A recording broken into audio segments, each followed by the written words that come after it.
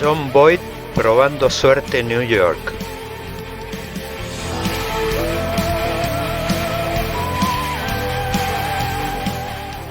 La mano justiciera de John Wayne matando a Liberty Balance.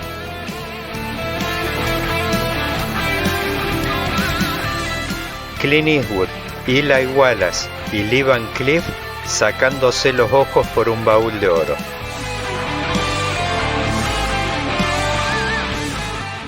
El duelo inolvidable entre Henry Fonda y Charles Bronson.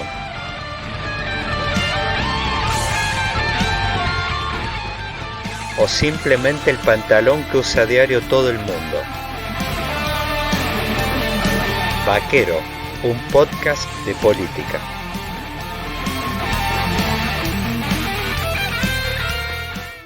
Bienvenidos al 8º capítulo de Vaquero, un podcast de política.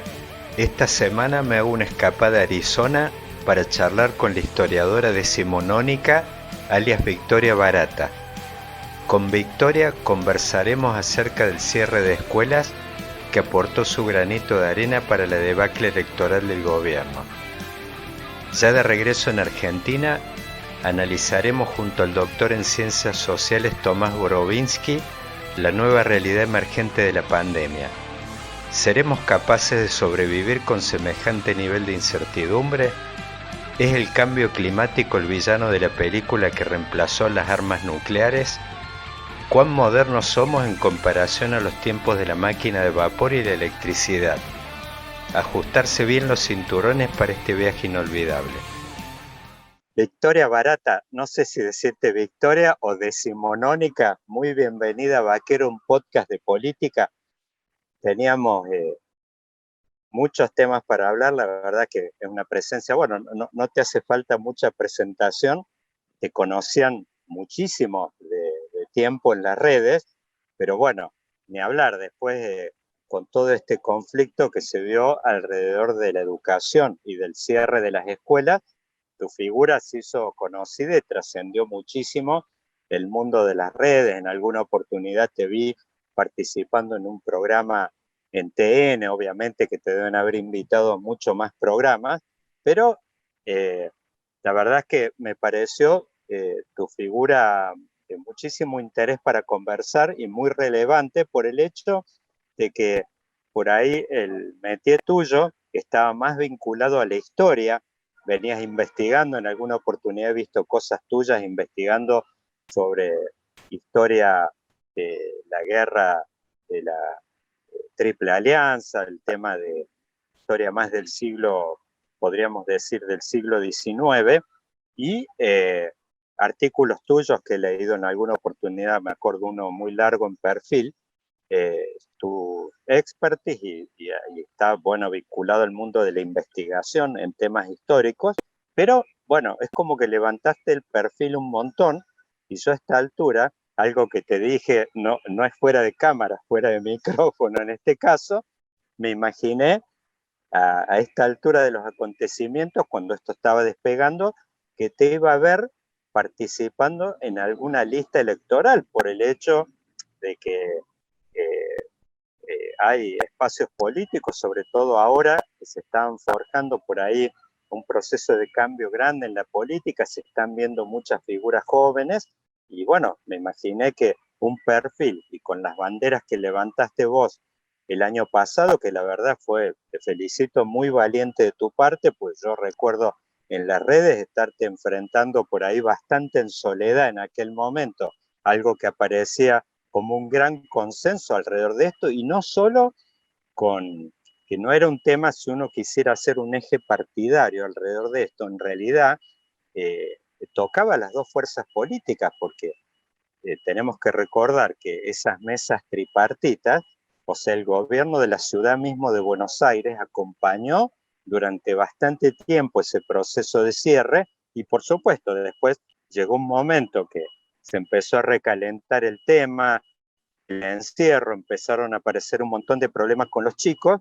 y es como que el gobierno de la ciudad, por supuesto, empezó a, a expresar que debe haber venido por la presión social, el malestar de muchos padres alrededor del encierro, pero bueno, eso hizo que fue un largo proceso hasta que el gobierno de la ciudad un poco, diríamos, patea el tablero y presenta un recurso de amparo ante la corte, pero pasaron varios meses hasta se decía que asociaba por ahí participando en este proceso electoral, porque realmente tuviste un liderazgo, y un liderazgo en el buen sentido. O sea, no lo digo, no es un tema, tuviste un liderazgo alrededor de un tema, y además un tema de primer orden, si bien hoy en el ranking de preocupaciones no está número uno, estamos en un país con un nivel de inflación de 50%, problemas de empleo, pobreza, muchas preocupaciones que hubo sobre todo el año pasado con el tema de la salud. Es como que este tema por ahí no estaba número uno, pero en un momento le empezó a apretar mucho el zapato a los padres. Y bueno, vos tuviste un papel. Me gustaría que cuentes un poco cómo llega una historiadora y por ahí más como tu propio avatar de Twitter lo dice, decimonónica. ¿Cómo llega una decimonónica a meterse en una pelea tan caliente del siglo XXI más que del siglo XIX?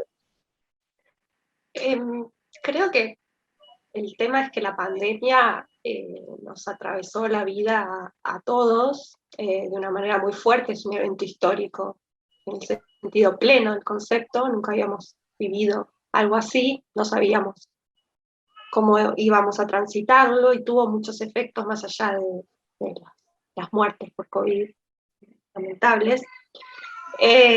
Y la verdad es que surgió espontáneamente en mí un activismo porque yo no veía que o sea, lo que yo hice es en paralelo a mi profesión. O sea, yo no dejé de ser historiadora, pero sí, yo lo que veía es que se tomaban decisiones que afectaban los derechos fundamentales de todos sin muchas veces un consenso científico que lo respalde. Una primero fue tener encerrados a los niños, sobre todo, bueno, en el Gran Buenos Aires, donde yo vivo, eh, estuvieron, por norma, no podían salir recreativamente hasta, depende del municipio, agosto, septiembre, octubre del año pasado. Y no había un basamento científico para eso y les hacía mucho daño a su salud. Y yo tengo una hija que en ese momento tenía 3 años. Entonces empezó por ahí, como, ¿qué estamos haciendo con los chicos? Que injusto y sin sentido. Y Sería como claro, en defensa propia antes que nada. sí, era mi hija, pero después rápidamente fue todo, porque digamos, yo ahí empecé como medio desobediente civil, yo la sacaba a la plaza igual, me peleaba con la policía, porque bueno, por suerte existe internet y tampoco hace falta ser un académico para ver las cosas que yo veía, no había otro lugar del mundo, excepto, por ejemplo, en España, los confinaron un mes a los niños y después el gobierno español salió a pedirles perdón. Aún en los países con las cuarentenas, los chicos podían salir a jugar. Entonces, digamos, no hacía falta ser un científico para ver que ya se sabía que el aire libre era el lugar más seguro, que los chicos, este virus afortunadamente no era tan letal con los chicos. Entonces, digamos, no se entendía el motivo más que mostrar poder. Y bueno, eso a mitad del año pasado, una vez que la gente empezó a sacar la mayoría, ¿no? Empezó a sacar a sus hijos, aunque la norma dijera lo contrario, o porque se daba cuenta, bueno, empezó a aparecer el problema también en el mundo de, bueno, ¿qué pasa con las escuelas? Eh, y empezó a llegar esa información de Europa, sobre todo, de Asia, en donde se reabrían las escuelas y eran lugares en donde no se producían grandes brotes, eran relativamente seguros, no 100% seguros, y bueno, y ya se empezaban a informar los costos que tenía cerrar las escuelas pocos meses. Entonces, bueno, fue esa evidencia, o sea, si a mí me hubiera llegado la información contraria, de que la escuela era una bomba de COVID yo no hubiera salido a defender lo que defendí o de la manera que lo defendí. Pero para mí era tan claro, para mí y para otras personas que empezaron a hablar de eso, era tan evidente, tan, digamos, superaba la grieta, no era algo que estaba inventando yo. Entonces, bueno, eh, empecé a ir con la evidencia en la mano, a recoger toda esa evidencia. Los historiadores estamos acostumbrados a hacer, llamamos estado de la cuestión, que es como recopilar toda la evidencia sobre un tema histórico. Esto no era un tema histórico, entonces a mí me ayudó desinteresadamente mucha gente, médicos, epidemiólogos, psicólogos, economistas, que o me pasaban los papers o si yo no entendía algo, me ayudaban. Y bueno, nada, se fue armando como una gran base de datos que después se convirtió en libro. Y sí, mi perfil estalló y bueno, y también creamos con otros padres en septiembre del año pasado la agrupación Padres Organizados. Y bueno, yo también ahí manejé bastante tiempo las redes.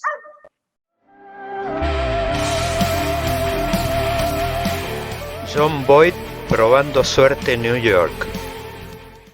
Ahí, Victoria, me gustaría posarme un segundo. Vos hablaste de este proceso, es como que vos empezaste a nuclear, a traer la participación digamos, autoconvocados, diríamos con estos términos más familiarizados, de autoconvocados que eran padres por ahí impulsados o médicos con economistas aportándote evidencia. Entonces, por eso yo un poco hablaba de un perfil como de liderazgo que tuviste vos ahí, un papel, viste, como que está denostada o digamos, deslegitimada la palabra política, pero política, la buena política en el buen sentido, ejerciendo un rol como de atraer, de catalizar, de liderar un tema, y realmente el tuyo yo lo vi nítidamente. A mí es como que me atrajo desde el punto de vista político desde el primer momento, pues yo te veía como toreando, discutiendo, debatiendo en las redes con esto.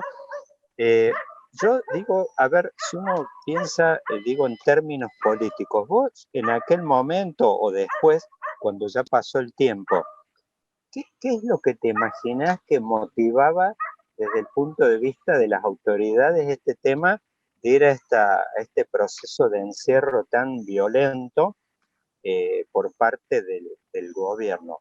¿En aquel momento lo pensabas, lo elaboraste después, recibías algún tipo de feedback por parte mismo en una de esas de gente vinculada al gobierno, a la política, quizás más de segundo o tercer nivel, quizás no era el decisorio, pero de gente que en una de esas te llamaba en off y te decía, mirá, yo estoy planteando esto internamente? Es como que en la política tampoco había mucho debate, es como que lo que te decía yo, desde las propias fuerzas de la oposición, uno diría acá la ciudad de Buenos Aires, o podría decir Córdoba, si bien es un color de peronismo, pero es otra cepa, y después gobiernos como Mendoza, había otras provincias, pero es como que estaban todos quietitos y por lo menos públicamente nadie decía nada.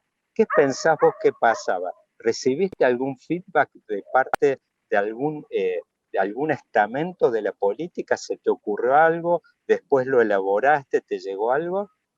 Sí, o sea, recibí, sí, me contactaron, me contactan, también de medios grandes.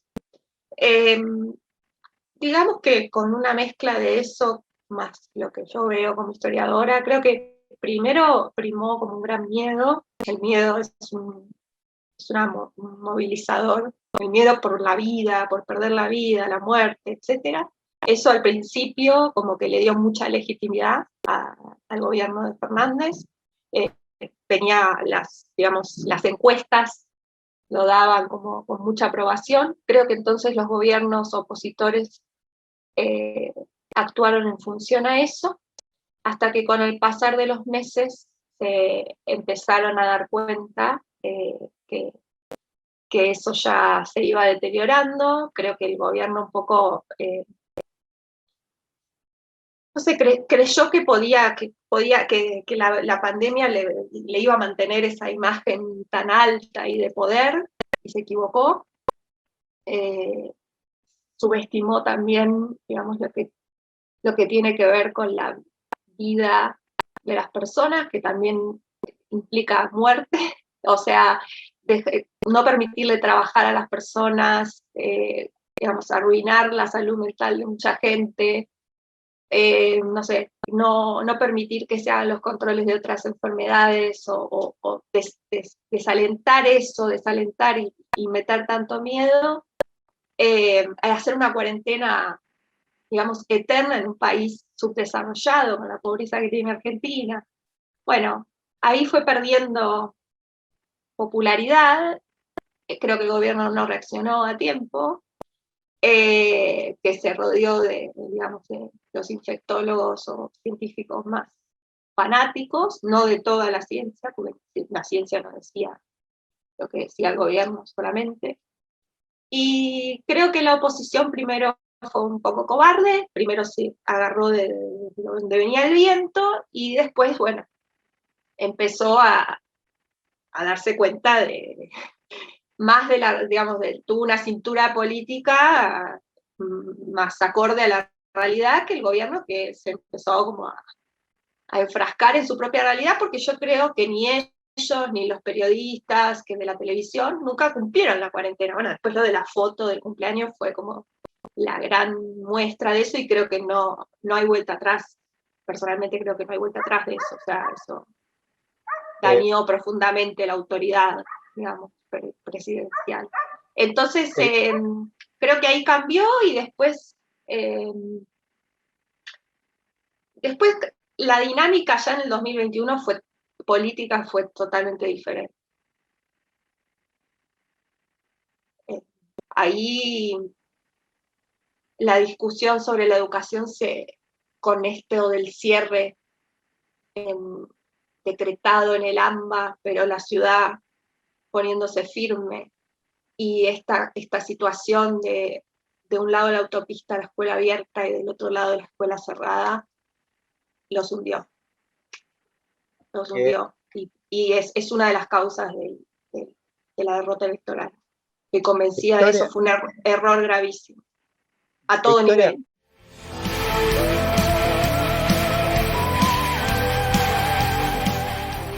La mano justiciera de John Wayne matando a Liberty Balance. Me gustaría pararme un minuto ahí y por ahí acudir más a tu sombrero de historiadora. Si uno ve los números fríos en muertes por millón, la verdad es que fuimos, y más, vamos siempre con Brasil ahí parejito.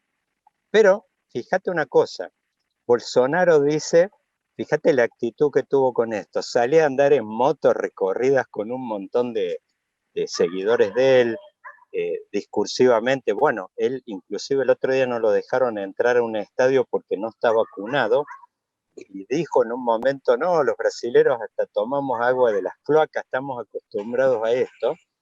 Y fíjate, con discursos muy divergentes, acá era más, del poder político era, nosotros protegemos la vida. Y Alberto Fernández, el presidente, dice, no, prefiero unos puntos más de pobreza y no tener muertos. Pero bueno, uno mira la cuenta hoy y no ocurrió ni una ni la otra. Tenés los pobres y los muertos. Pero fíjate, con discursos muy divergentes, no había en el caso de Bolsonaro discursos de protección de la vida, nada de eso.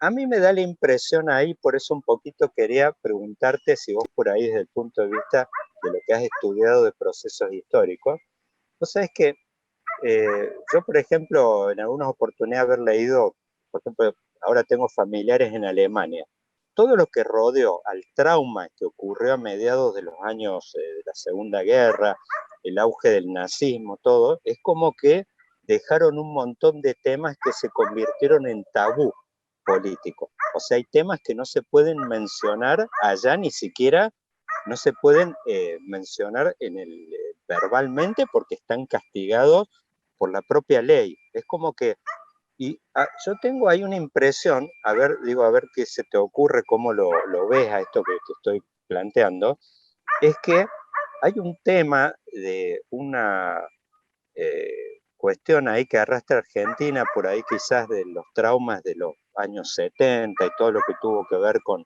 la lucha contra la subversión, los desaparecidos, que es como que el tema de la muerte quedó, y no sé si también tiene que ver en una de esas con raíces culturales diferentes, como que quedó, es un tema muy tabú en nuestra cultura. Y yo quizás ahí me agarro de eso que te estoy comentando para preguntarte si por ahí en una de esas vos analizaste, pensaste, le diste una vuelta de tuerca alrededor de esto, cuando vos analizabas, hay como una cobardía cruzada de ambas fuerzas políticas de haber agarrado y haber tomado la postura más conservadora, y es lo que no estábamos viendo, por ejemplo, del lado de Brasil, que uno puede criticar, no, bueno, Bolsonaro atenta contra la vida, todo, pero los números son los mismos.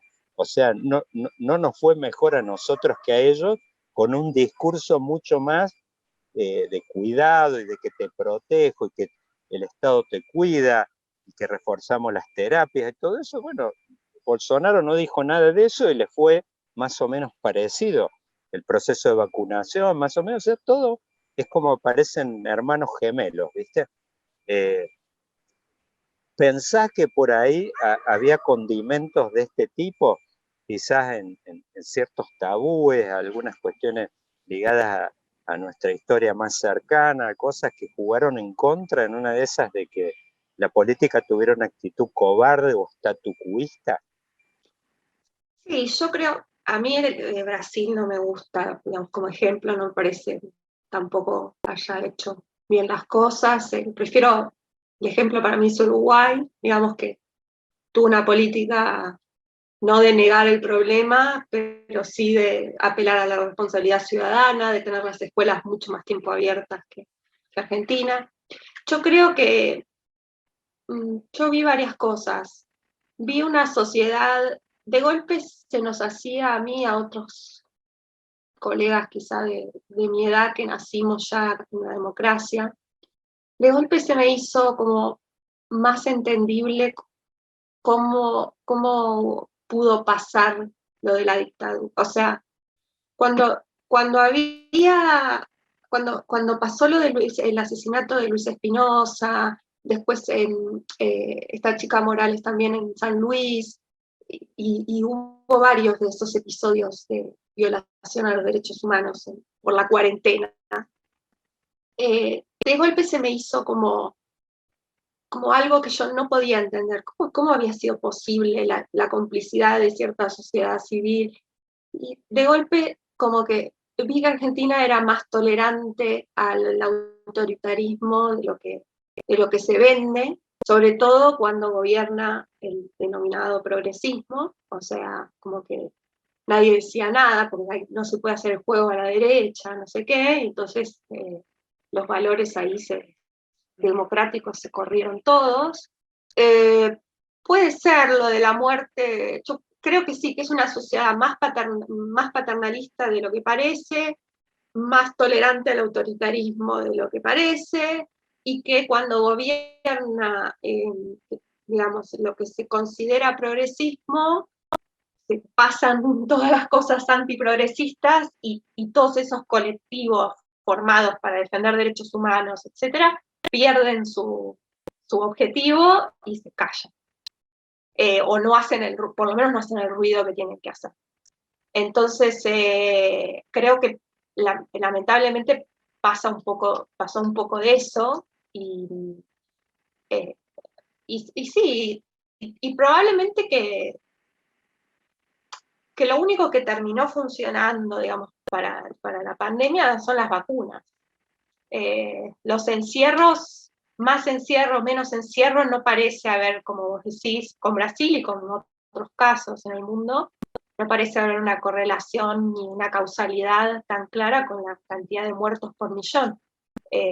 Digamos, el problema fue que las vacunas llegaron un poco tarde, llegaron menos en un principio de las que tenían que llegar, que se rechazaron millones de dosis de una de las mejores vacunas del mundo.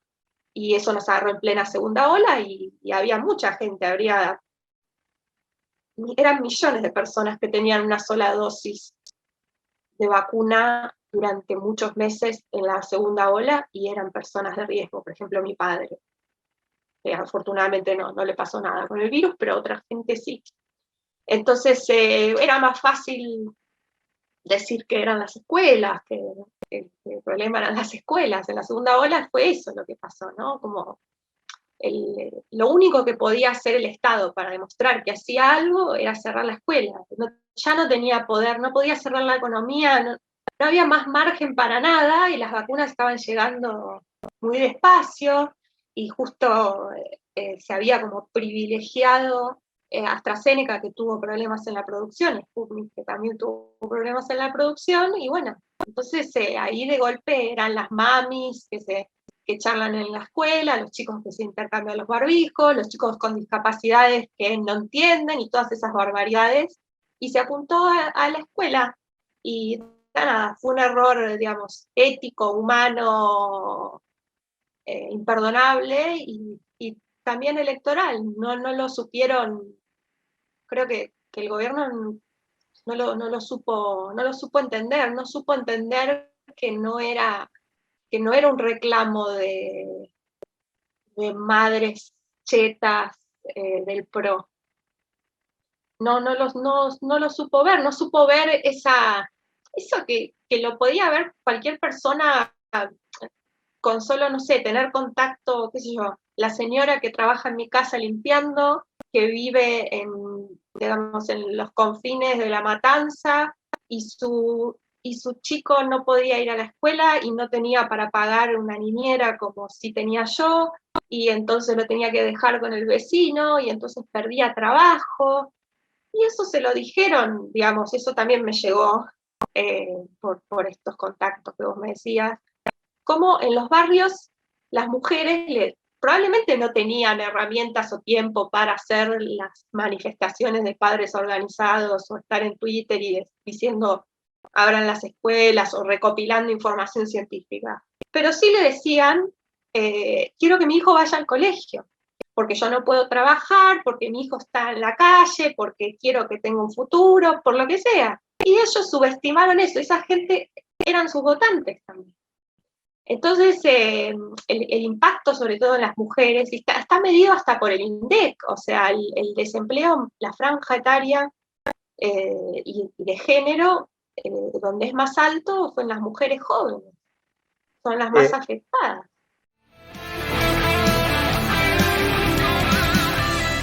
Clint Eastwood, Eli Wallace y Lee Van Cleef sacándose los ojos por un baúl de oro. Yo ahí, Victoria, me gustaría comentar algo. Vos hablaste de la gente o las madres o los padres estaban viendo esto. El tema ahí es que justo el otro día leí un artículo del análisis que hace Hannah Arendt del tema del auge de los totalitarismos, y en un momento la autora decía que los dos últimos males que habían quedado atrapados en la caja de Pandora eran la fe y la esperanza.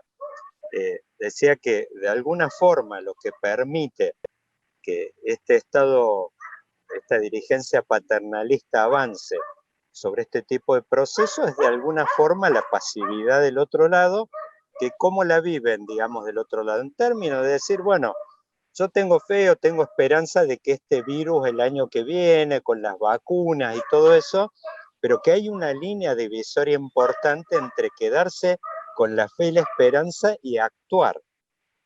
Vos actuaste.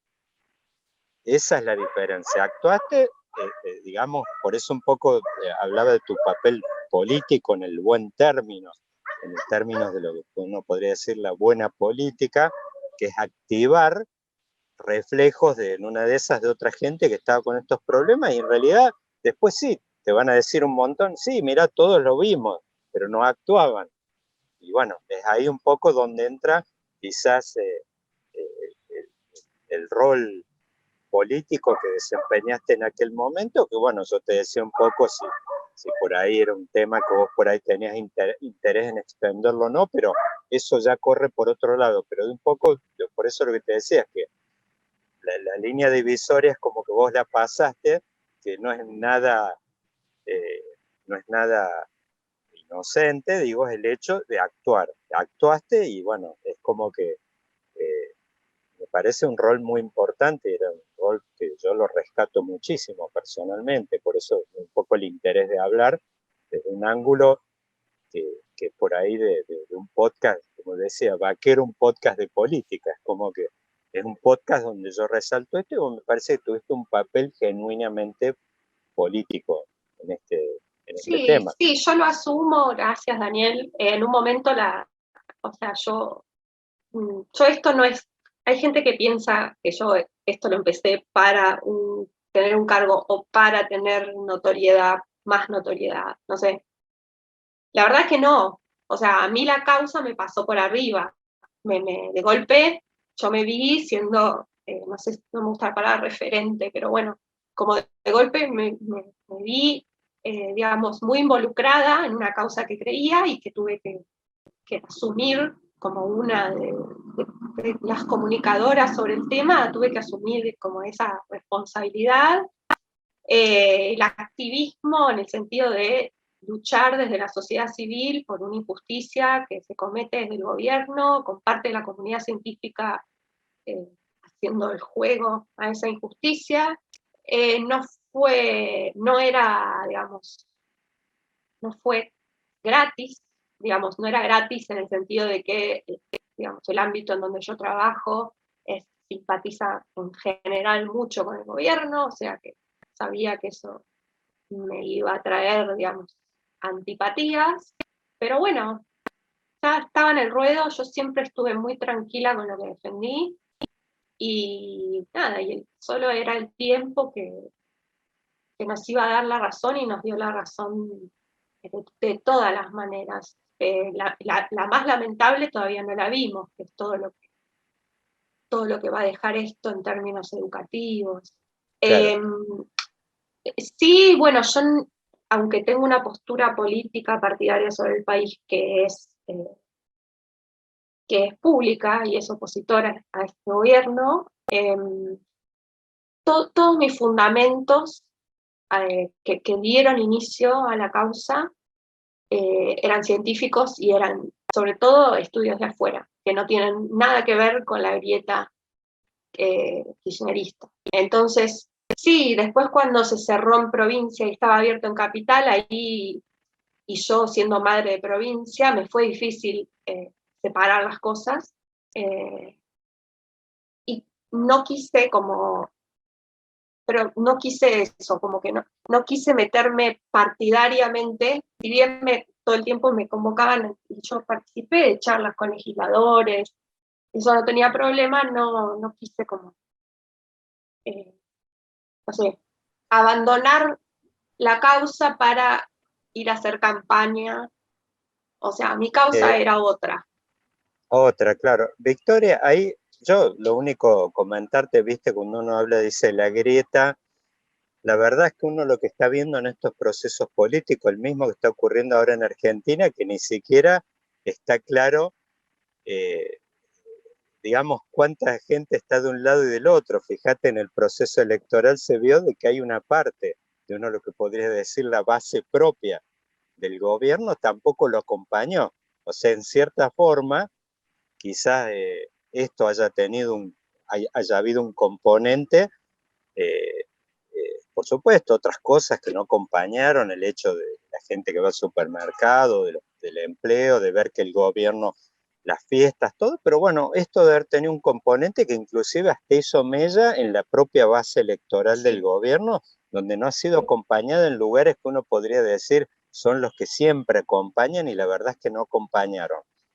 Yo eh, hay algo que le digo a toda la gente que converso acá, que no es un tema de marketing, que digo, espero que esta sea la primera visita a Vaquero, un podcast de política, y lo digo porque la gente con la que estoy conversando tiene tanto bagaje que sería imposible agotar en una salida todos los temas que podemos conversar, la verdad hay un montón.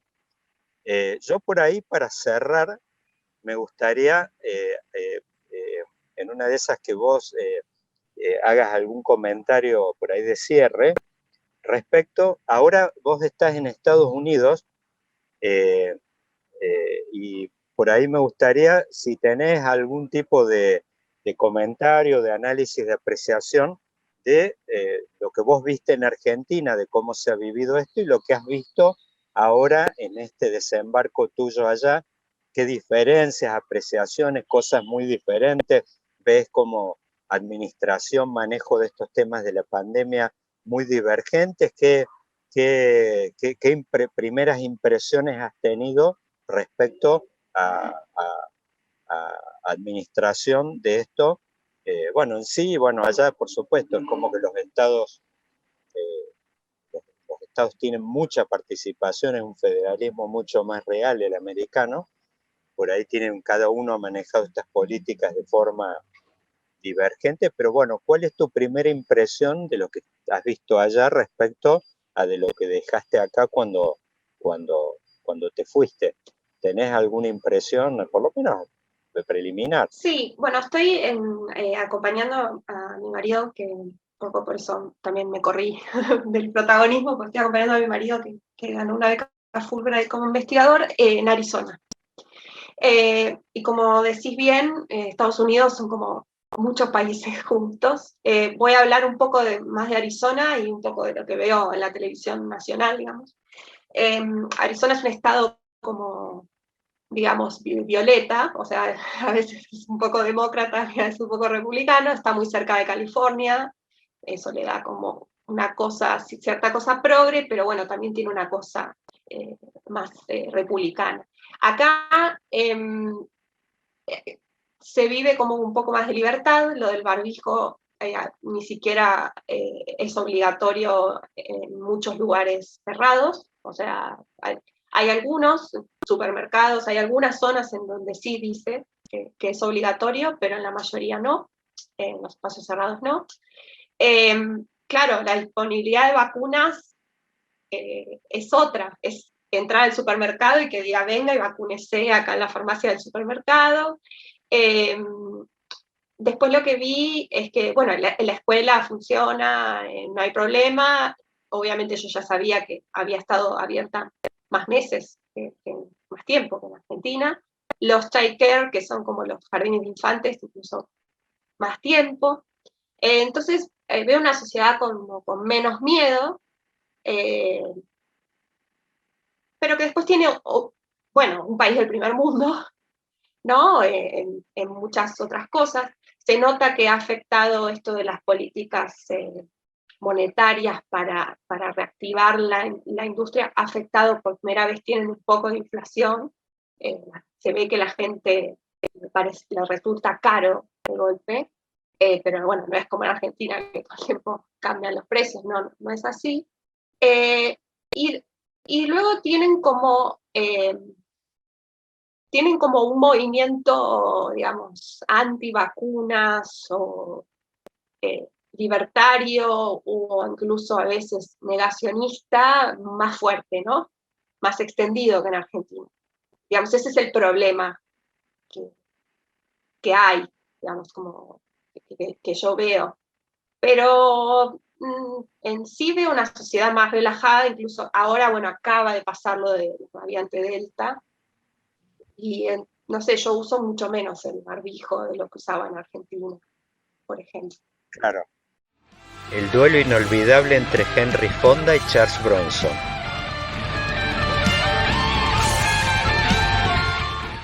Pero digo, es como que la sociedad ahí da la impresión, por lo que me contás, que es como un dique de contención, avances paternalistas, autoritarios. Sería impensable esa mesa tripartita de, bueno, acá algunos en el extremo la critican, dice una mesa de dictadores que esté bajando línea a decir van a estar encerrados 6 meses, y sin justificarlo demasiado.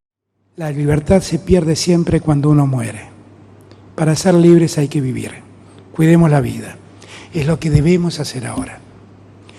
Yo le doy las gracias por su atención y le voy a invitar a Horacio que nos cuente cómo vamos a implementar esto en la ciudad. Gracias a todos y todas. Bueno, gracias, señor presidente. Yo vuelvo a enfatizar una vez más la importancia del trabajo conjunto ante esta catástrofe sanitaria que sufre el mundo entero.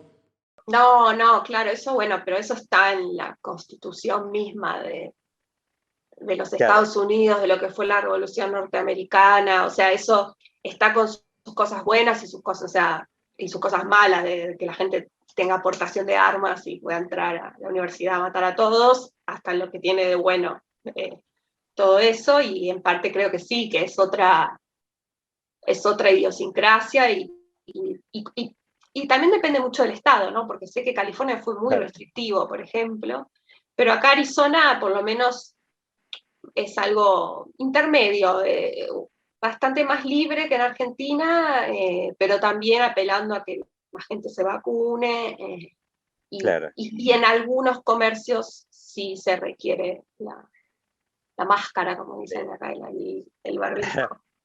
Bien, Victoria, decimonónica, muchas gracias y vuelvo, te felicito por lo menos lo que es el bautismo de fuego político, por lo menos el que yo conozco y la que la mayoría me parece que conocieron tuyo, quizás hayas tenido otro en algún momento menos conocido, como pasa muchas veces, gente que ha tenido militancia, no sé, universitaria, cosas de ese tipo, pero la verdad es que, bueno, felicitaciones nuevamente y la verdad muchas gracias por la participación. Espero que gracias pronto... a vos, Daniel, por invitarme, fue todo muy ameno y amable. Muchas gracias. Bueno, te mando un fuerte abrazo. Igualmente. Bienvenidos al 8º capítulo de Vaquero, un podcast de política.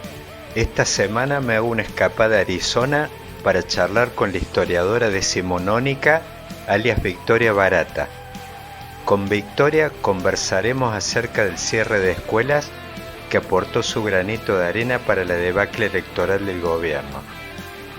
Ya de regreso en Argentina, analizaremos junto al doctor en Ciencias Sociales Tomás Borovinsky la nueva realidad emergente de la pandemia.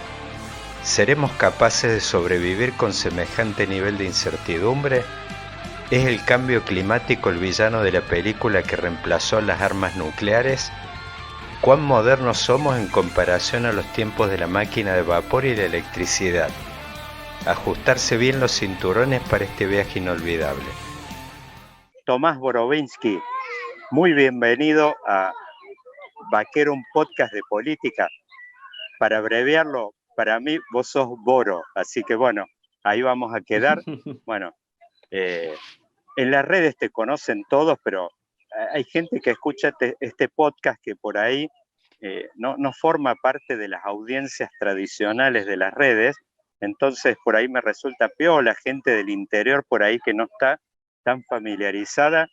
Tú sos investigador del CONICET, con una afiliación institucional con IDAE, UNSAM, la Universidad de San Martín, pero a su vez estás participando como invitado en muchas otras casas de estudios académicas, con papers y seminarios y una cantidad de cosas, y la verdad es que me pareció muy relevante esta oportunidad de charlar con vos por el hecho de que estás manejando, he visto en tus vínculos con la teoría política, autores que están en este momento muy en la vanguardia y que están siendo apenas recién suenan sus nombres en Argentina, como el caso de este chino Jack Wei, o bueno, el caso de Byung-Chul Han, que por ahí está sonando más, la gente lo conoce un poquito más por ahí por la prensa, algunas columnas que saben salir en el País de España, pero bueno, me gustaría hablar de un poco de todos los trabajos últimos que has sacado, arrancar con un tema, por ahí, bueno, vos no te acordás porque sos mucho más chico que yo, generacionalmente, pero yo cuando era chico, escuchábamos mucho un tema de Miguel Mateos. Tengo un ruso y a un yanqui dentro de mi habitación, y se juegan mis zapatos y mi foto de graduación. En O sea, yo formé parte de una generación con un mundo que era un mundo con mucha certidumbre. Un mundo estaba dividido en dos bloques, por ahí divididos por una cortina, figurativamente hablaban de hierro, después se vio en el 89 que eran escombros, pero eran como dos sistemas muy organizados y donde los riesgos que venían de la mano de las armas nucleares, pero donde vos tenías, si uno, bueno, en aquel tiempo no estaba popularizado el uso del GPS, pero la verdad es que las armas nucleares tenían una localización muy bien establecida, y vos veías un montón de películas, por ejemplo, como estas de 007 de aquella época, donde aparecían por ahí los riesgos asociados, pero armas donde estaban eran conocidas, uno veía los experimentos, bueno, había tenido un experimento en real al fin de la Segunda Guerra que clausuró un ciclo de guerras sangrientas, que bueno, son las explosiones de Hiroshima y Nagasaki, pero después, yo cuando era chico se veían experimentos nucleares, por ejemplo, que hacían los franceses en la Polinesia, o sea, es como que los riesgos que emanaban en aquel momento era, ya te digo, un mundo dividido ideológicamente en dos esquemas organizativos muy diferenciados, las armas nucleares, y en todo caso vos podrías decir ya a nivel en tu metro cuadrado cuál era el riesgo, y que te apareciera Fidel Castro a la vuelta de la esquina. O sea, uno podría hablar en términos de una broma, un rayo castrizador. O sea, ese era el gran, en lo que era el vecindario nuestro, el riesgo más emanaba por la difusión de ese sistema desde ese polo, desde esa usina que tenía, digamos, el otro sistema de este lado de la cortina. Pero bueno, ya te digo, me parece un mundo bastante bien organizado, y me parece que si uno puede identificar una palabra en particular, era certidumbre. Y no hablabas de cosas, por ejemplo, como estas cosas, por ejemplo, que hablan ahora de riesgos medioambientales, la pandemia. Uno cuando habla, por ejemplo, de medio ambiente, está un gobierno americano saliente que perdió apenas por un puñado de votos en el sistema ese de votación indirecta en Estados Unidos, donde hubo una fuerza política saliente con chances muy reales de volver al poder en 2024, por ejemplo, que niega cualquier fenómeno vinculado al cambio climático. O sea, es como que los riesgos de los que se hablan hoy inclusive están puestos en tela de juicio. Inclusive cuando uno habla de la pandemia, tenés movimientos muy potentes en Estados Unidos, vos ves en el interior, con antivacunas y, digamos, es como que si uno tiene que hacer una comparación, armas nucleares versus cuestiones climáticas, pandemia, todo eso, o sea, es como que está muy puesto en tela de juicio de que eso exista. Entonces, he visto cosas tuyas, me gustaría por ahí que arranquemos con este disparador. ¿Qué es cuando uno te dice, qué certidumbre de qué nos podemos agarrar hoy en este esquema, en este mundo que tenemos? Sí, buenísimo, súper interesante. Bueno, primero gracias por la invitación, la verdad que estoy muy, muy, muy agradecido y contento de estar acá. Y sí, la verdad que súper interesante lo que plantea. Yo nací en principios de los 80, ¿no? Entonces, como que en los 90 todavía en la televisión argentina pasaban, ¿no? Eran películas de un mundo que ya no existía más, ¿no? Entonces, de chico mi generación miraba esas películas, donde había teléfonos rojos y botones rojos y un mundo que había otro tipo de incertidumbre, ¿no? Y un miedo, el miedo a la destrucción, ¿no? A la destrucción del mundo a partir de detonar todo ese arsenal. Pero uno podría, y visto desde hoy, visto desde lo que vino después, que tuvo distintos ciclos, ¿no? Mismo, si uno seguía también por las películas y las series, ¿no? En los 90 los malos eran en las películas donde había la deconstrucción de ese orden, hizo que hubiera un tráfico de esos arsenales que antes, como vos bien decías, uno sabía o se podía imaginar más o menos dónde estaban. En los 90 los malos eran serbios, ¿no? Hay una serie, ¿te acordás? 24, que es más de los 2000, pero la primera temporada, que es del 2001, o sea, es pre-September 11, los malos de la primera temporada de 24 son serbios, que había como toda una imaginación sobre... 24 horas de Jack Bauer. Claro, sí, la Jack Bauer. By helping others, it's the only way forward. You might not give a damn about Helen, but if these attacks happen, innocent people will die, a lot of them. I need your help. Please. Sentidos, que estaban resentidos por la destrucción de cómo Occidente había destruido Yugoslavia, ¿no? Entonces ahí se ve esta desregulación del mercado del arsenal nuclear, ¿no? Entonces sí, había un terror, un miedo a la destrucción del mundo. Hoy estos miedos a la destrucción del mundo, en esta época, ¿no? Ahora, es más lo que decís vos, ¿no? Tiene más que ver con un colapso climático, por más que persiste, ¿no? Es como que Corea del Norte persiste como una fantasía. Ahí tuvimos un pequeño paréntesis de ese mundo de los botones rojos, ¿no? Entre Trump y Corea del Norte. O sea que ahí tenemos como una especie de supervivencia del siglo XX. El mundo vintage Claro. de Kim Jong-un. Claro. Ahí tenemos un resto, ¿no? Que bueno, que tuvo por lo menos la foto hoy es un escenario más tranquilizador. Pero sí, es el mundo posguerra fría, hay otro tipo de incertidumbre, otro tipo de inseguridad geopolítica, ¿no?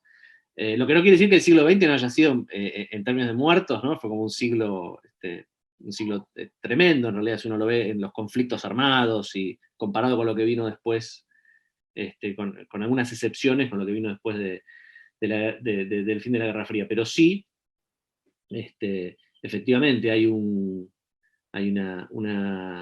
distintas oleadas de incertidumbre y de inseguridad, y es un tema la incertidumbre, porque también hay un punto en el que la incertidumbre es parte el tema es en qué medida, ¿no? Pero hay algo de la incertidumbre que es buena, porque digo, hay democracia, en los lugares donde hay democracia porque hay incertidumbre, porque no sabemos exactamente qué va a pasar, ¿no? No hay como una democracia sin, una democracia vigorosa sin cierta incertidumbre, es difícil, pero si la incertidumbre es no del orden político, sino del orden de que no sabes si, no sé, te van a poner una bomba en un café, como puede pasar más especialmente, aunque la Argentina tuvo, obviamente, resonados atentados terroristas, en París, en los últimos años, uno ve un recrudecimiento después de Charlie Hebdo, un recrudecimiento de la seguridad en la vida francesa de una forma que no estaba hace 10 años, ¿no? Por ejemplo. Y eso tiene que ver con esto que decís vos, el impacto de esta otra inseguridad del orden del terrorismo, y por un lado, y por otro hay como muchas incertidumbres, ¿no? Está la cuestión esta del tipo de guerra de los dos lados, si no quieren, ¿no? Como del terrorismo, y también del tipo de guerra, también la invasión de Irak, Afganistán, ¿no? También ahí hay un tipo de guerra que uno lo encuentra en el siglo XX, pero que no se corresponde con las formas clásicas de la guerra, que eran dos ejércitos, ¿no? Uno contra otro. Good afternoon. On my orders, the United States military has begun strikes against Al-Qaeda terrorist training camps and military installations of the Taliban regime in Afghanistan. Eso también habla de un paradigma, esa forma de hacer la guerra con drones, ¿no? Podemos pensarlo con las nuevas tecnologías, el ciberespionaje, todas cosas que tienen que ver también con ese mundo con menos certezas o líneas claras, que era el que vos describías de la Guerra Fría, ¿no? Entonces tenés como una serie de disrupciones, esta por un lado, la disrupción climática, la disrupción tecnológica, un tema que vos estudiaste, que es la cuestión de la disrupción del ascenso de Asia, de China, ¿no? Es como yo diría que esas son, probablemente me queda alguna otra, pero como las grandes disrupciones de la era contemporánea, ¿no? Que están relacionadas, aparte. Clint Eastwood, Eli Wallace y Lee Van Cleef sacándose los ojos por un baúl de oro. si uno tuviera que hacer un vademecum, un catálogo, que vos decís, ¿de dónde puede venir la piña en estos casos? Porque yo veía, por ejemplo, me resultaba muy gracioso, por ejemplo, en Estados Unidos, cuando vino la pandemia, había colas, había aumentado un montón la demanda de armas. Vos veías en varios estados, por ejemplo en Texas, la gente había salido masivamente a comprar armas, y la verdad es que uno en ese momento se reía, porque uno pensaba, vos decías, no sé, es como que estaba flotando la idea de que este virus lo podías agarrar a los tiros. Pero digo, siendo esto muy obviamente estilizado y exagerado, pero fíjate, uno cruza nomás un poquito acá a Brasil, y fíjate que los proveedores tradicionales a nivel de uno cuando habla de certeza, sobre todo, y de orden en particular, que vos hablaste y en tus trabajos he leído algo respecto a, uno podría pensar ahí cómo aparece Hobbes dando vueltas, que vos decís, cuando la incertidumbre se vuelve insoportable, aparece del otro lado, uno podría decir, esta gente comprando armas, una demanda de orden, que uno, ya te digo, cruzás un poco acá al vecino Brasil y lo podés ver quizás alrededor en Brasil, cuando apareció todo este tema, inclusive de un gobierno de corte de carácter militar visible, no solo con un presidente militar, un vicepresidente militar y con miembros del gabinete de origen militar bien visible. Y lo llamativo de esto es que vos decís, los proveedores tradicionales de certidumbre, que habían funcionado bastante bien en otras ocasiones. Vos ves en Brasil, no ocurrió lo que ocurrió en Argentina, que el prestigio de las Fuerzas Armadas quedaron por el suelo después del desastre de los 70, coronado con Malvinas. Pero en Brasil, si vos ves un ranking de las instituciones con mayor prestigio, aparecen en el top 2 las Fuerzas Armadas y la justicia. Y fíjate, este es un tema que como que parece paradójico, que vos decís, los proveedores tradicionales y más prestigiosos de orden, de certezas, dentro del sistema político, que uno podría decir las Fuerzas Armadas, la justicia, vos ves en el caso de Brasil cómo hicieron agua, uno asociado al tema de procedimientos enviciados con el tema del Lavallato y quizás esto como emblemático el juez Moro. Y después el desbarranque que tenés en las encuestas de Bolsonaro. Entonces, da la idea que este ciclo que inaugura la pandemia, donde aparecen en primer plano el tema de los riesgos medioambientales, los riesgos de salud y todo esto, se está llevando puesto todo, o sea, no queda prácticamente nada en pie. ¿Qué es lo que puede emerger, Boro, de este? A ver, si yo te digo, a ver, Boro, tirame una línea de qué salvavidas nos podemos agarrar en lo que viene, para el proceso que viene, que estamos ahora ya metidos en esto. Si vos decís, no nos quedan las Fuerzas Armadas, no nos queda la justicia, ya no sé qué queda detrás de esto.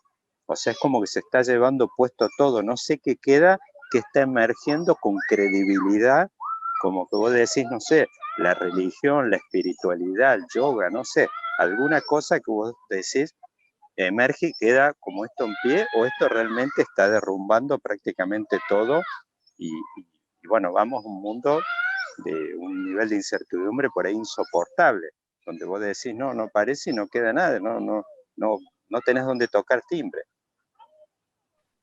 Súper interesante. Sí, yo creo que empezando primero un toque por el final y después vuelvo para atrás, de algunas cosas que dijiste que son claves. Primero que siempre emerge algo, ¿no? O sea, donde hay vacío, o sea, cuando hay anarquía, el poder es del que lo ejerce, ¿no? Entonces siempre en la historia de la humanidad hay el vacío se llena, ¿no? Siempre hay alguien dispuesto a. ¿No? Hay una especie de relato de escena apócrifo de Napoleón, ¿no? Cuando Napoleón cuenta cómo él llega a la cumbre en Francia, y él dice, ¿no? Dice este relato apócrifo, que él iba caminando por la calle y que se encontró la corona en la calle, ¿no? Se encontró la corona y se la puso. ¿no? Entonces, siempre aparece alguien, puede ser mejor, peor, puede ser terrible, pero el vacío se llena. Pero la descripción que haces, y que está muy relacionada con lo que hablábamos antes, efectivamente hay momentos distintos momentos en términos relativos de la historia reciente, de los últimos 100 años, uno podría pensar, o 200, en los que en distinta medida cierta incertidumbre, producto de la modernidad, de la aceleración de la modernidad, ¿no? Marx decía todos los sólidos se desvanecen en el aire, ¿no? No todo uno podría decir, lo sólido, porque siempre algo queda, pero es como una aceleración, una secularización, ¿no? Que genera esa incertidumbre, ¿no? Que durante un tiempo podía haber estructuras más sólidas, que generan más certidumbre, más seguridades, que podría ser en un mundo más injusto o un mundo menos libre, pero con certidumbres. Y Hannah Arendt, ¿no? Hannah Arendt dice, bueno, esta teórica política fundamental del siglo XX, perseguida por el nazismo y que se salva en Estados Unidos, ella decía, ¿no? La crisis de la muerte de Dios, para decirlo en nietzscheano, la muerte de Dios, ¿qué nos trae? Dice ella. Nos trae la posibilidad del redescubrimiento de qué es la política, por un lado, porque la política es nacimiento, es empezar algo nuevo, es empezar algo y no saber en qué termina, ¿no? La acción política para ella. Pero al mismo tiempo lo interesante es el otro lado de lo que dice, porque ella dice que tiene que ver con lo que estás diciendo vos, o sea, esta muerte de Dios, entre comillas, esta liberación de la incertidumbre te genera, por un lado, la política democrática, y por otro lado también el nazismo, ¿no? Como posibilidad. Es triunfo de la incertidumbre, es qué bueno puede haber política democrática, qué interesante, incertidumbre, en el buen sentido de la palabra, y lo que decías vos, que en ciclos viene pasando también, y que con el fin de la Guerra Fría también se acelera una desregulación que genera cosas muy interesantes del mundo de los 90, que es el mundo que yo conozco, donde hay cosas de mi mundo que me gustan mucho, que me gustan más que el mundo de mis padres, de mis abuelos. Yo debo ser el primer miembro de mi familia que no es perseguido por nadie, ni por cuestiones políticas, ni por cuestiones religiosas, así que yo, en muchos sentidos, me gusta este mundo, pero también sé que el exceso de incertidumbre, si no se regula un poco, si no genera lo que decís vos, el exceso de incertidumbre genera también la necesidad de certezas, y esas certezas pueden volver como líderes alfa, en distinta medida, líderes alfa que uno pueden interesarles, pueden ser interesantes, y otros líderes alfa que en determinadas partes del mundo es problemático, ¿no?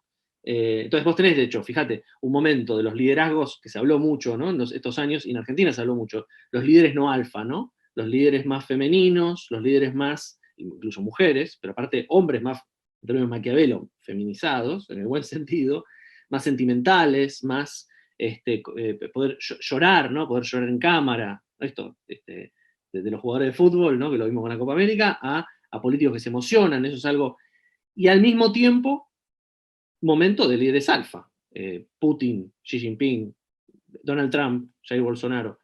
Entonces esto en distintas partes del mundo y con las coyunturas de cada país, yo miro mucho lo geopolítico, o sea, yo miro mucho, yo creo que incluso a la Argentina a veces se piensa, ¿no? Muy como si fuéramos un capítulo aparte del mundo, y vos fíjate, década a década lo que pasa en Argentina hace sentido con lo que está pasando en el mundo, aunque a veces estemos desfasados en algunas cosas, adelantados en otras quizás, pero entonces yo miro mucho lo geopolítico, ¿no? Pero bueno, pero después están las particularidades de cada país. Lo que pasó en Brasil, como bien sabés, tuvieron, perdón, yo en Brasil lo quiero tanto, pero sí, tuvieron Cardoso, Lula, Dilma, y bueno, ese sistema, por todo lo que vos estabas contando, ese sistema político implosionó y quedan, cuando queda lo que te contiene, que muchas veces cuando funciona bien es la política, uno recurre a viejas certezas o instituciones que quedan, ¿no? Lo que decías vos.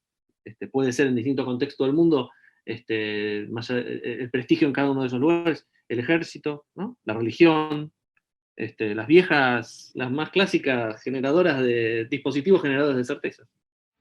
El duelo inolvidable entre Henry Fonda y Charles Bronson.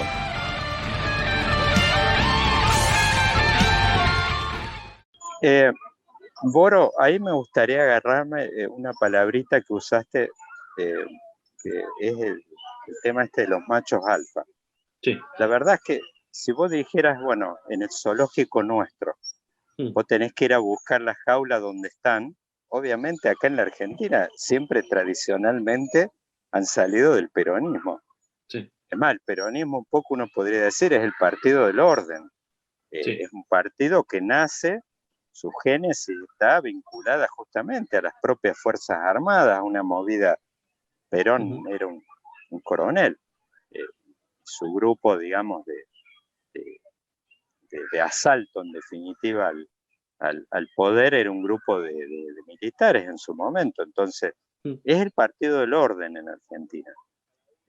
Y uno, si justo estábamos hablando de este tema de los machos alfa y de Bolsonaro, la verdad es que si uno piensa acá en términos regionales, uno podría decir Brasil ensayó ese camino con Bolsonaro y le ha ido como la mona, o le está yendo como la mona. Bueno, nosotros aparentemente, hago también otra paradoja, es que ensayamos también, pero fíjate una cosa, desde la casa, desde el Partido del Orden, ensayamos con un esquema de poder inédito en el peronismo, que pusimos a alguien que podríamos decir encuadra dentro de esos parámetros. No sé, no lo vi llorar a Alberto Fernández, pero veo que toca la guitarra, veo que tiene inclusive, ahora está con una, no sé, una familia ensamblada, tiene características que lo alejan un poco quizás del esquema que en su momento representó, no sé, Perón o Menem unos años más tarde. Realmente está bastante, inclusive, bueno, la agenda con la que él llegó, fíjate, levantando temas de género, el tema de la ley de aborto, la integración de pañuelos verdes dentro del gabinete, su propia vocería hoy. Él se alejaba de eso. Pero bueno, Argentina desde otro lugar, de otro camino, uno podría decir casi en las antípodas. Si Bolsonaro es alfa, Alberto parece que es beta. Y bueno, y también vemos de nuevo un camino donde está prácticamente en el fondo del mar, y quizás sea exagerado decirlo, pero es como que da la impresión como que el peronismo se encuentra por primera vez quizás en su historia sintiendo el ruido de las aspas del helicóptero. Es exagerado, pero tampoco descabellado. Entonces, hay que ¿cómo lo ves, Boro? ¿De qué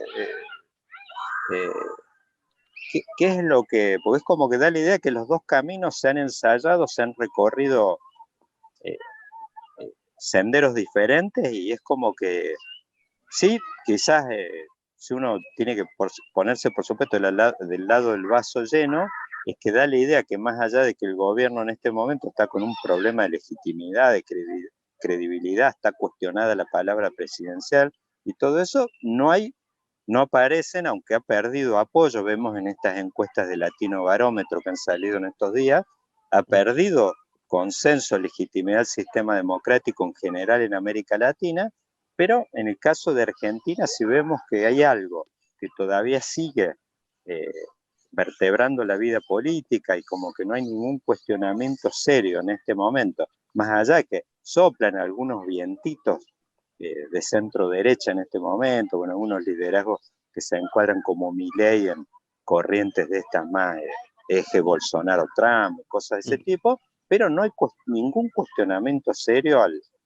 sistema democrático. O sea, goza de muy buena salud, y da la idea como que el argentino nada muy cómodo, se mueve muy cómodo en las aguas de la incertidumbre, como decías vos, que son inherentes a la existencia del sistema democrático. El tema nada más cuando esa incertidumbre, por supuesto, se vuelve insoportable, pero da la idea como que no es el caso.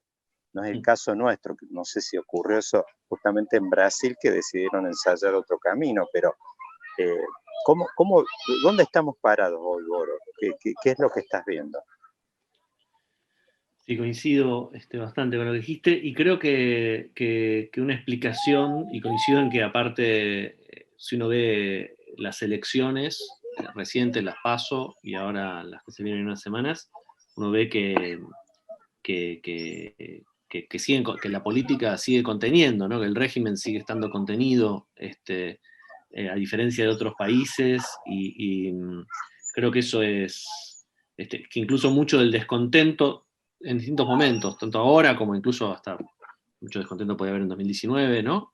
Y en 2015, ¿no? Argentina, un país que no le encuentra la vuelta hace rato, ¿no? Hace mucho, y tuvo paréntesis de tiempos en los que la cosa pareció funcionar, digo, pensando desde la vuelta a la democracia,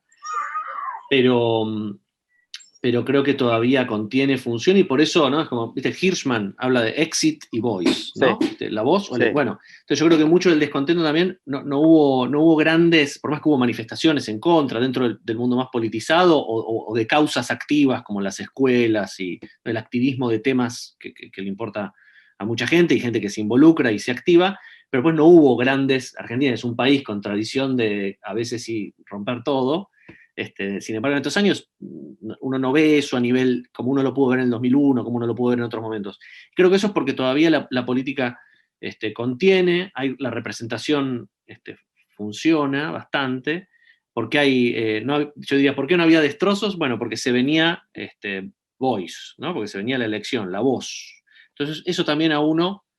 Por eso hay algunos amigos politólogos que dicen, bueno, que votemos cada 6 años, ¿no? Entonces yo siempre digo, pero cada 6 años en el medio te rompen todo, porque acá la gente necesita descargar, ¿no? Encima, necesita fútbol, política, hay momentos de la descarga.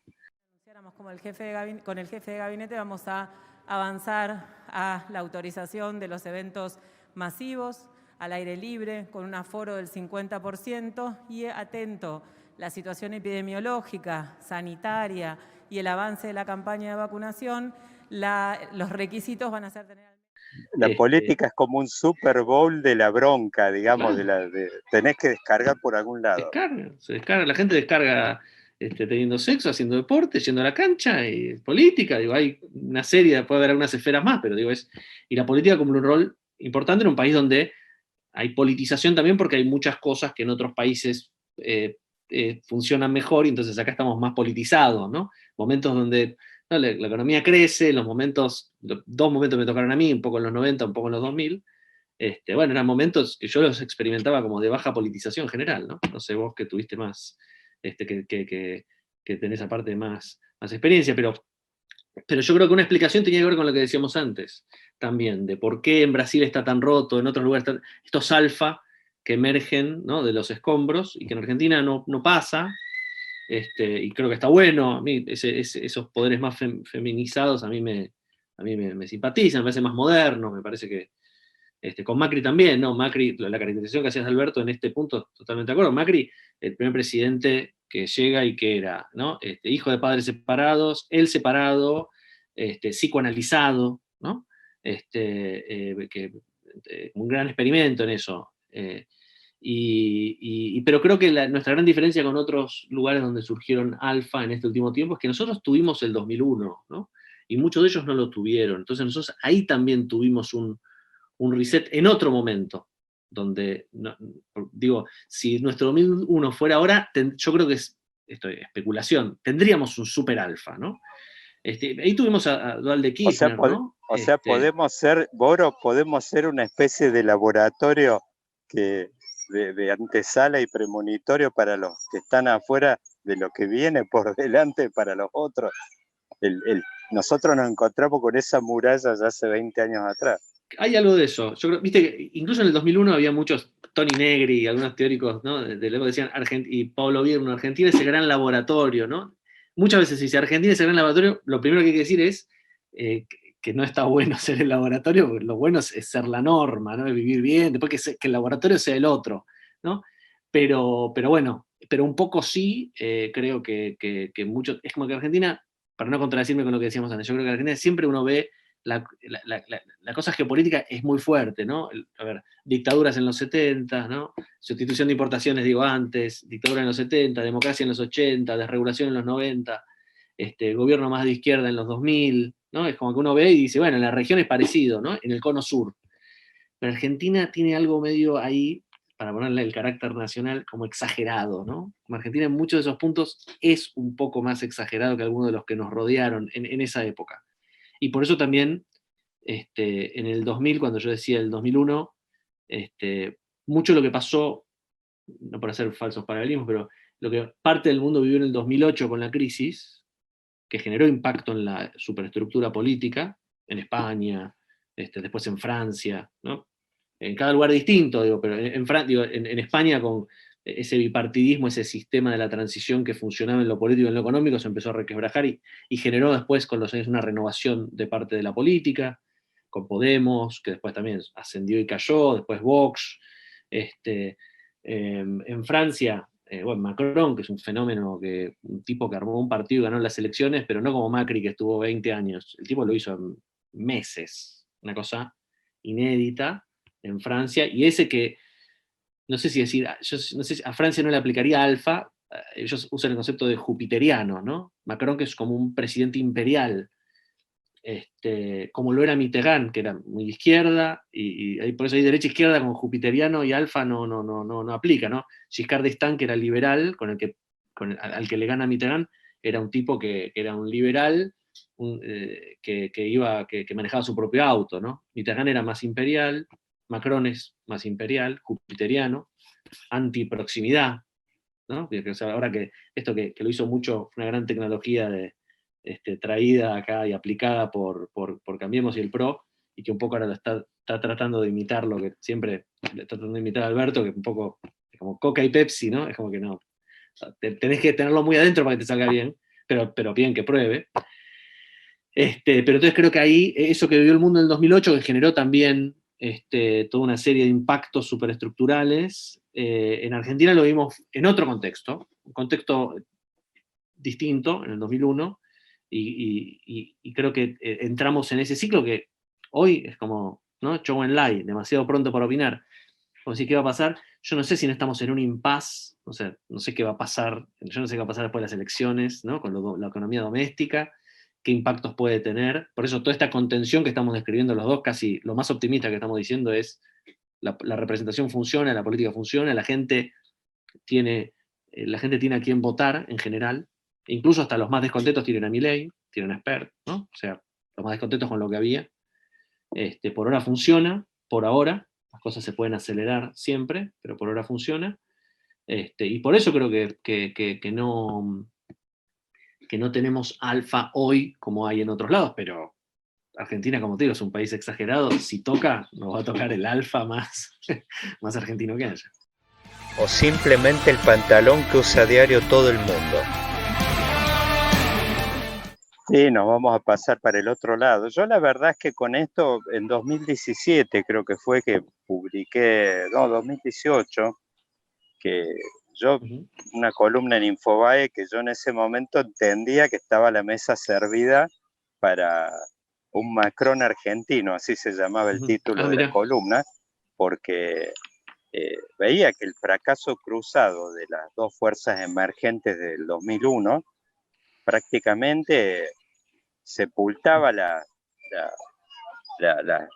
hacia el futuro, y es como que veía que con nuestras características como que estaba servida, que digo, va a aparecer algún tipo de ese perfil moderno, audaz, que tenga la capacidad de meterse, no sé, llamarle por el medio, no sé si es decir por el medio, pero por los escombros de estas dos grandes fuerzas, así como fue en Francia los republicanos y el Partido Socialista, que vos decías, dos partidos súper estructurados, pero que ninguno de ellos conseguía traspasar en un momento más allá de sus núcleos duros de 15, 20%. Entonces, viste, vos veías un corredor ahí enorme, no sé, franceses por ahí no se llaman centro extremo, no sé cómo llamarle, pero donde estaba, no sé hoy, la verdad es que, bueno, por eso un poco a mí me pasa lo mismo, yo digo, no sé ni siquiera lo que puede pasar después de las elecciones, pero me da la idea que quizás esa mesa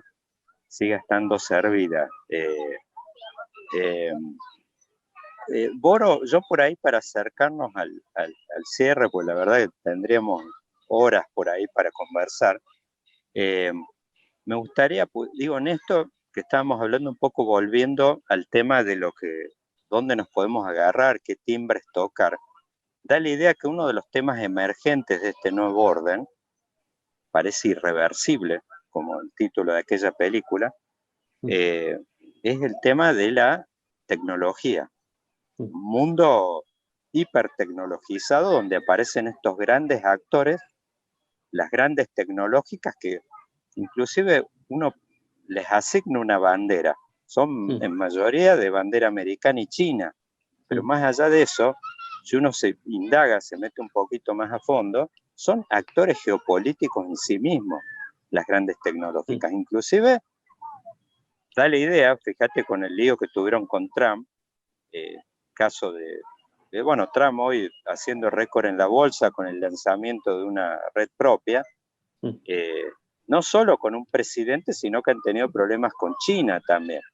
Un enfrentamiento ahora hace poco con las plataformas de juego, también con estos sistemas de compras tipo Alibaba, con unos multas multimillonarias, pero donde aparecen también todo este mundo hipertecnológico como apretándole el zapato no solo a los países, sino a los líderes políticos y a un montón de usuarios un montón de reclamos respecto a la explotación indebida de la privacidad de datos, estas tecnologías como la inteligencia artificial y todo esto, que es un poco, por eso por ahí sí podemos conversar un poquito para cerrar respecto al tema de qué características tiene este mundo hiper tecnológico, porque he leído columnas tuyas donde hablas, por ejemplo, este caso de un autor chino que habla de fragmentar el futuro y que habla de alguna manera, introduce ahí un tema que justamente hoy aparecen un montón de reclamos y cuestionamientos vinculados a lo peligroso que puede ser todo este tema, este mundo tecnológico en cuanto a un proceso de uniformización política y como llaman, de cancelación de líderes, de voces, y bueno, por el otro lado, aparecen otras voces que están hablando justamente, introduciendo un concepto, que voy a decir, bueno, este es un proceso irreversible, pero aparecen voces que están hablando ya de diversidad tecnológica. ¿Qué sería? ¿Una respuesta a esto? ¿Por dónde podría venir ese proceso? ¿Quién podría liderarlo? ¿Quiénes serían los actores de un escenario donde uno, piensa en términos de diversidad, que obviamente, más allá de tener los grandes actores, Facebook, Instagram, las tecnologías estas, inteligencia artificial, Big Data y todas estas cosas, pues en términos de qué, digamos, actores y procesos puede darse una ampliación en definitiva de las voces en el campo tecnológico. Seguro, sí. Sí, no, es, bueno, como también hablamos un poco al principio, ¿no? Es como una de las grandes disrupciones de la era contemporánea, que está relacionada con las otras, porque la disrupción digital, la disrupción de las nuevas tecnologías está relacionada con la crisis climática, porque el desarrollo tecnológico tiene que ver con la crisis climática, la modernidad, impactó, ¿no?, este concepto de antropoceno, que sería la era geológica que inicia, ya no estaríamos en el Holoceno, sino que estaríamos en una era en la que la vida del hombre en la Tierra ha impactado e impacta en el clima, y obviamente esto tiene que ver con el desarrollo industrial, con la modernidad, y las nuevas tecnologías son parte de ese proceso. También el rol de China, que ocupa China en el mundo hoy, también en la construcción de estas nuevas tecnologías y de la aplicación también de muchas de ellas en la propia China, con toda una serie de aplicaciones que vos conocés, WeChat, etcétera, que acá no están. Y ahí creo que, bueno, las nuevas tecnologías impactan de distinta forma en distintas rostros que tiene la soberanía contemporánea, las formas de la soberanía, ¿no? Porque impactan en la seguridad de los estados, ¿no? Porque pueden impactar, pueden ser herramientas para vulnerar, ¿no?, la estatalidad. Son las nuevas tecnologías que nos habilitan a hacer cosas, potestades que tradicionalmente eran la propia definición de lo estatal, ¿no? Desde lo securitario a la moneda, ¿no?, con las criptomonedas. Es como una época de mucho, si uno quiere verlo como de gran desorden, por un lado, y por otro también, como yo soy favorable a las nuevas tecnologías, creo que pueden ser también oportunidad para también contribuir a la solución de muchos de estos nuevos problemas y de viejos problemas también, ¿no? Creo que ahí necesitamos, algunos de los autores que vos mencionabas, ¿no?, que yo suelo entre usar y que me ayudan a pensar, hablan de la necesidad de pensar, ¿no?, sin olvidar, creo yo, la importancia de la incertidumbre, ¿no? Es como el equilibrio entre incertidumbre y diseño, ¿no? O sea, entre incertidumbre y planificación, ¿no? Planificación no como economía planificada al estilo de la Unión Soviética, sino la idea de que esto es lo que creo que le pone también un límite a mí. El libertarianismo me interesa, siempre me interesó. Yo cuando salía del colegio, Claro. en los 90, muy de los 90, igual, iba a una biblioteca anarquista que quedaba por ahí. O sea que tengo bisabuelo anarquista, o sea, tengo cariño, pero creo que muchos de estos temas, especialmente el tema climático, te ponen un poco un límite al credo libertario, ¿no? Porque es esta idea de, acá necesitamos, hay una idea de planificación, de diseño del mundo, de lo planetario, que viene de la mano de la planificación, no de que cada uno haga lo que quiera, ¿no? Entonces tiene que haber algo ahí de la cooperación y del diseño, ¿no? Clint Eastwood, Eli Wallace y Lee Van Cleef sacándose los ojos por un baúl de oro.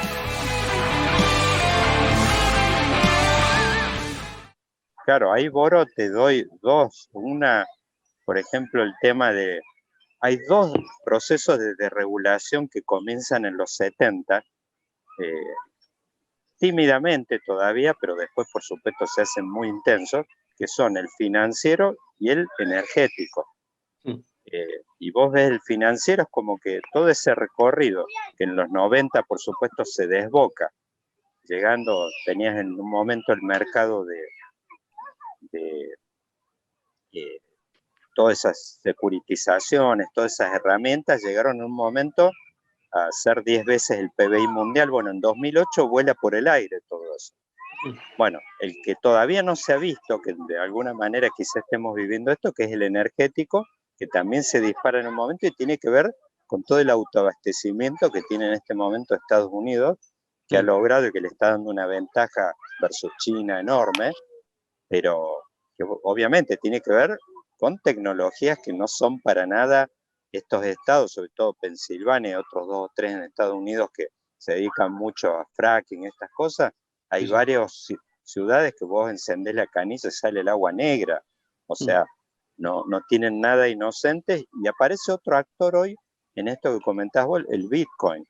Por ejemplo, el Bitcoin, fíjate, aparece, como decís, la tecnología de punta en el terreno de lo que es la innovación, en lo que es la moneda, trascender el papel y todo esto, pero en el backstage tiene asociado prácticamente que vos tenés esas granjas que, no sé, un grupo de granjas por ahí tiene el consumo energético equivalente al de Argentina, y todavía con una matriz energética que el mundo como que todavía no ha encontrado un camino, como podrías decir, limpio. Bueno, el caso de China ni hablar. Imagínate si China se pusiera a minar Bitcoin en forma con la matriz energética que tiene. Es más, si recorriera el mundo, el proceso manufacturero China, el que hizo Estados Unidos desde principios de, bueno, te digo, te vuela todo por el aire en 2 años. China recorre ese mismo camino. Entonces, como que estás obligado a pensar, y me gustó un poco esa palabra que usaste, que era el tema de diseño y qué tipo de intervenciones. Sí, ahí por por eso la pregunta ahí es un poco si la respuesta es, ¿no? La respuesta a todos estos problemas es, hay gente muy interesante que plantea, bueno, a ver, dejemos de consumir, dejemos de comer carne, dejemos de, bueno, es interesante. Yo tiendo a creer que no, que acá hace falta más ciencia, no menos ciencia. Entonces, viste, hay un empresario y filósofo muy polémico en Estados Unidos, se llama Peter Thiel, ¿no? Que está muy ligado al mundo de la tecnología, y que interviene mucho. Apoyó a Trump en la convención, pero muy firmemente. Sí. Muy firmemente, y fue de parte del equipo de transición de Obama-Trump. Es un tipo muy polémico, pero muy interesante, muy interesante. Acaba de salir, me acaba de llegar, The Contrarian, que es un libro sobre él, de Max Chafkin. Es muy interesante, y aparte porque tiene también mucha formación intelectual. Es un tipo que, bueno, que digo, es el que, ¿no? PayPal con Elon Musk, después Facebook es la inversión ángel, pero es un tipo muy interesante. Y después tiene, bueno, Palantir, ¿no? Ahora, que es también interesante y polémico. Pero lo que él dice, como muchos otros, es esta idea de, bueno, ¿estamos en el momento de máxima innovación tecnológica de la historia de la humanidad? Bueno, muchos dicen que sí. Él dice que no. Que el momento ese fue, en términos relativos, el fin del siglo XIX, la introducción de la energía eléctrica, ¿no? Hay más, dice él, hay más distancia de defecar en un pozo a la energía eléctrica que de la energía eléctrica a la computadora personal, ¿no? Entonces, la pregunta es, ¿qué es entonces? ¿Por qué digo esto de Peter Thiel? Entonces, más allá de todo lo que tiene polémico, es que hay un punto ahí de decir, bueno, lo que nos falta es más imaginación, es más ciencia, ¿no? Él dice, ¿no? Nos prometieron autos voladores y nos dieron 140 caracteres, ¿no? Decía él, o sea, nos dieron Twitter. Es insatisfactorio, dice Thiel. Uno va por una ciudad mirando el smartphone y siente que está en el futuro. En términos de productividad económica es lapidario. La máquina de vapor y la electricidad tuvieron un impacto, pero sobre la productividad muchísimo mayor. Por eso, cuando yo te hablaba antes del antropoceno, lo que inicia el antropoceno es la máquina de vapor, que es como corresponde. Es exactamente el invento. Los que lo ponen, los que tratan de ponerle un año a eso, que es medio el antropoceno es como medio teórico, aunque estudiable y comprobable. Pero entonces, Thiel ahí lo que dice es justamente falta más. Por eso naves al espacio, por eso satélites, por eso, y cosas que todavía no nos podemos imaginar, ¿no? Pero y ahí vendría esa palabra que vi en tus artículos, hablar del tema de aceleración. Sí, y terraformación, ¿no? Claro, de aceleración y transformación. Que por ahí, yo lo que te diría, Boro, nos quedemos con esas dos palabritas en el tintero para disparar tu próxima visita a Vaquero, un podcast de política, pues la verdad fue magistral, pero podríamos estar horas, la verdad es que con el bagaje que tenés encima podríamos estar horas. Bueno, buenísimo. Boro, gracias, querido Daniel, me encantó. Fuerte abrazo.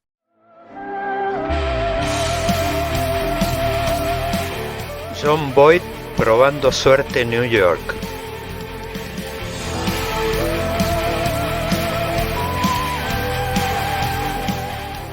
La mano justiciera de John Wayne matando a Liberty Balance.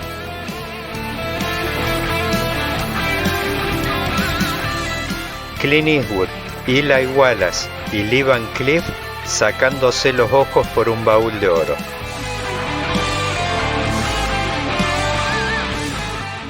El duelo inolvidable entre Henry Fonda y Charles Bronson.